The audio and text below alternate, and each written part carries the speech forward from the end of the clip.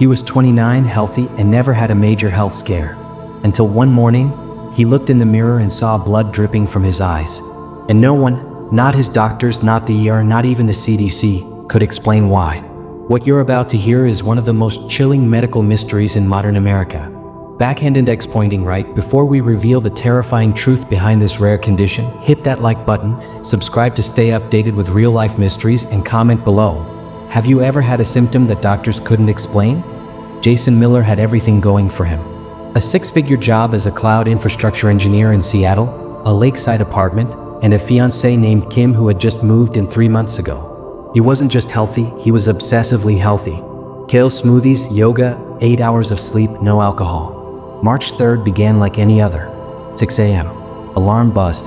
Jason blinked, rubbed his eyes, and reached for his glasses. But he noticed something odd. Sticky fingers. He glanced at them. Red. Blood. Confused, he stumbled into the bathroom. The light was harsh. His reflection stared back and he froze. Crimson tears. Long streaks of blood dripping from the inner corners of both eyes. No pain. Just blood. He called for Kim. She screamed. Jason, what the hell is happening to your face? They were in the car 5 minutes later, racing towards Seattle Grace Hospital. The air was chaos as always, but a young man walking in with blood on his face got immediate attention. Nurses sat him down, took vitals. He was calm, BP normal, no dizziness. But the photos Kim took on the way? Disturbing. Doctors ran rapid diagnostics, blood panels, imaging, a consult with an ophthalmologist. By the time they were midway through testing, the bleeding stopped. Jason sat there in a gown, eye patches covering his vision, feeling like a medical sideshow. By 3 p.m., a senior physician came in and said, "All your labs are fine. We can't find anything wrong. No fever, no inflammation, no retinal issues. CT clear. Maybe a burst vessel. Stressed.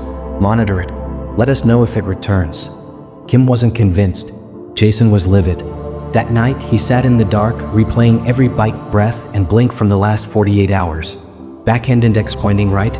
Would you go home and wait? Or push for more answers? Drop your thoughts in the comments. Jason's Google search history quickly became a rabbit hole of dread.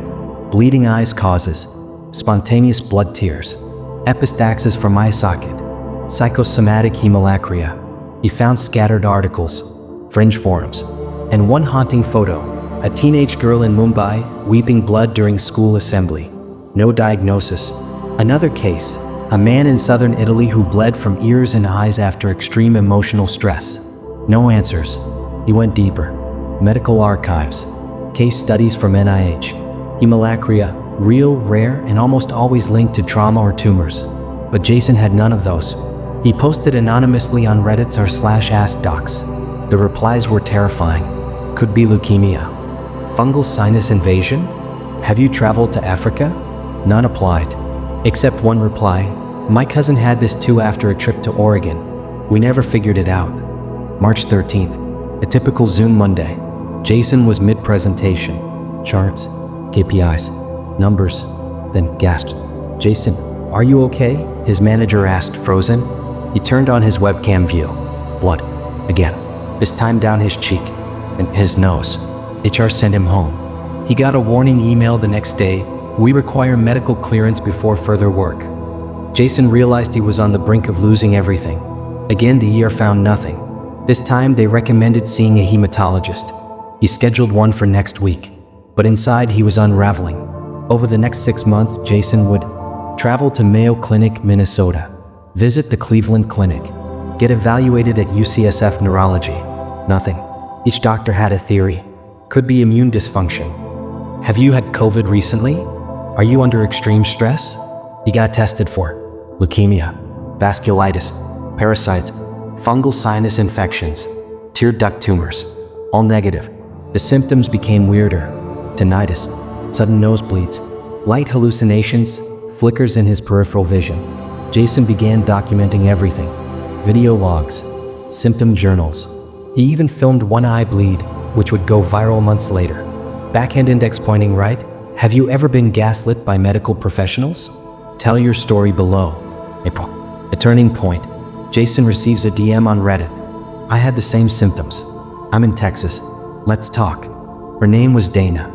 a 34-year-old teacher in El Paso. They Zoom. She shares her timeline. It matches his exactly. Then another reply. Then another. Within 3 weeks, Jason forms a support group. 6 people. Across 5 states. All with unexplained eye bleeding. No shared meds. No common food or water source. Except one connection. Each had visited a national park in the past year. Jason, Oregon Caves. Dana, Carlsbad Caverns. Another, Mammoth Cave, Kentucky. The cave connection was too specific to ignore. He contacted a parasitologist on Twitter. Dr. Eliza Ramos, an infectious disease parasitologist at the University of Arizona, replied to Jason's email within 2 hours. Her first words during their Zoom, "I've seen something like this, but not in humans, only in bats." She requested samples, blood, tears, even swabs from his nasal passages. Jason complied, shipping overnight. A week later, Eliza called him. "There's something fungal in your tear ducts. Not bacterial, not viral. A spore we don't have a profile on." She compared it to a genus called Histoplasma, common in bat guano. But this one had mutated characteristics. It's something new. Jason nearly dropped the phone. He remembered the Oregon cave. The spontaneous trip with college friends. No safety gear. Lots of bats. Could he have carried this for 2 years? Eliza thought so. This may have been dormant until something triggered it. Eliza filed an urgent case report to the CDC. They requested Jason fly to Atlanta. In CDC Biosafety Level 3 labs, Jason became a human experiment.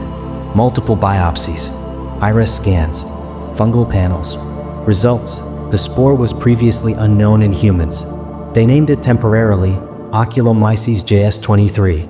The working theory: the fungus colonized his tear ducts, then migrated to the sinus and small blood vessels. Every time it bloomed, micro-ruptures formed, leading to bleeding. But why no one else had this severe a reaction remained unclear. CDC's first proposal: oral antifungal therapy used for blastomycosis.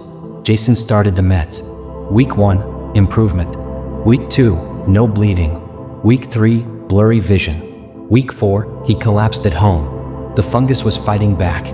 Backhand index pointing right. Would you risk an untested treatment if it was your only hope? Or wait for more research? Comment your take. Kim, his fiancée, had stood by him at first. But by month 8, with constant meds, fear, and paranoia, the cracks widened. One night, she packed her bags. "I can't watch you fall apart. I don't know who you are anymore." She left. Jason spiraled into depression. Bills piled up. He was now legally blind in one eye. He posted one of his recorded bleeding episodes to TikTok. It went viral. 7 million views in 3 days. CNN called, then ABC, then podcast. The public was captivated and horrified. Among the emails of sympathy, one stood out. A retired mycologist named Dr. Franklin Rhee, former Department of Defense. His message: "I think I know how to help you." Dr. Rhee had studied spores like this decades ago, in South America. He asked Jason, "Were you ever in contact with caves or guano?" Jason froze. The Oregon trip. Of course. Photos confirmed it. The group had crawled into an unmarked offshoot tunnel with heavy guano buildup. Dr. Rhee had seen a similar strain affect field researchers in Peru. But it never activated unless the host's immune system flagged the threat. So what was the trigger? Jason asked. Dr. Rhee replied, "Stress. Emotional breakdown. It gives fungal colonies permission to wake up." Jason remembered when it first began, right after working 90-hour weeks, fighting with Kim, and losing sleep. Rhee collaborated with Eliza and the CDC. They created a custom compound, blending antifungal peptides with an ocular delivery system. The catch: it had never been tested in humans. Jason agreed immediately. The injections began. Into the tear ducts, twice weekly. The side effects were brutal. Migraines, photophobia, nausea, short-term memory lapses. But by week 6, no bleeding. By week 8, vision returning. By week 12, fungal culture, negative. He cried, for the first time in over a year. And the tears were clear. Jason wrote a memoir, Eyes Wide Shut, My Year as a Medical Mystery. He started speaking at rare disease conferences, advocated for undiagnosed patients. He reconnected with Kim. His friends, Dana from the support group, underwent the same treatment. It worked. Today, Oculomyces JS23 is under federal study. And Jason's tear swab remains archived at the CDC. Every speech he ends the same. Listen to your body, even if no one else does. Backhand index pointing right. Would you read Jason's book? Want a full breakdown on how spores can stay dormant for years? Let us know in the comments. If Jason had given up, this disease would still be unknown. What rare condition do you think still hasn't been discovered? Let's talk about it below. And if you were moved by Jason's journey, hit like, subscribe, and share this video to spread awareness. Medical mysteries deserve answers.